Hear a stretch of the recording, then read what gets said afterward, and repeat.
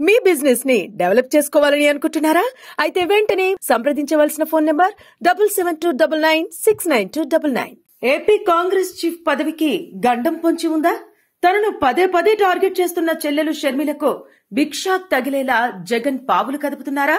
YCP అధినేత పాచిక పారటం ఖాయంగా కనిపిస్తోందా? ఇప్పుడు ఇవే ప్రశ్నలు ఆంధ్రప్రదేశ్ రాజకీయాల్లో తీవ్ర చర్చనీయాంశంగా మారాయి. ఏపీలో ఇటీవల జరిగిన అసెంబ్లీ ఎన్నికల్లో వైసీపీ చిత్తుగా ఓడిపోయింది. కేవలం 11 సీట్లకే పరిమితమైన సంగతి తెలిసిందే.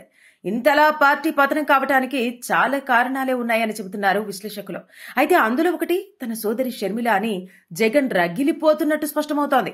కూటమి ప్రభుత్వం అధికారంలోకి వచ్చాక కూడా జగన్ ను షర్మిల టార్గెట్ చేయటం మాత్రం మానలేదు. దాంతో వైసీపీ అధినేతకు ఇది మరింత తలనొప్పిగా మారింది. అందుకే జగన్ ఇప్పుడు తన మార్క్ రాజకీయం మొదలు పెట్టారంటున్నారు. షర్మిలకు చెక్ పెట్టడమే లక్ష్యంగా పావులు కదుపుతున్నట్టు చెబుతున్నారు.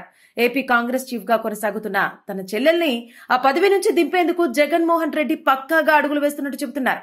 బాబాయ్ వివేకానందరెడ్డి మరణం తర్వాత అన్న చెల్లెళ్ల మధ్య విభేదాలు తారస్థాయికి చేరాయి.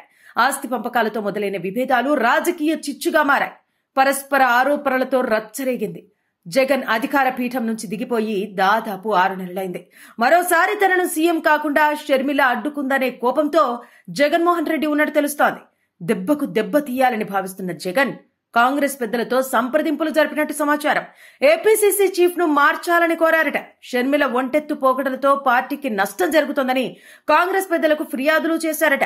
ఇదే సమయంలో గతంలో తన తండ్రి వైఎస్ రాజశేఖర రెడ్డితో కలిసి పనిచేసిన నేతలకు కూడా టచ్ లోకి వెళ్లాలని చెబుతున్నారు.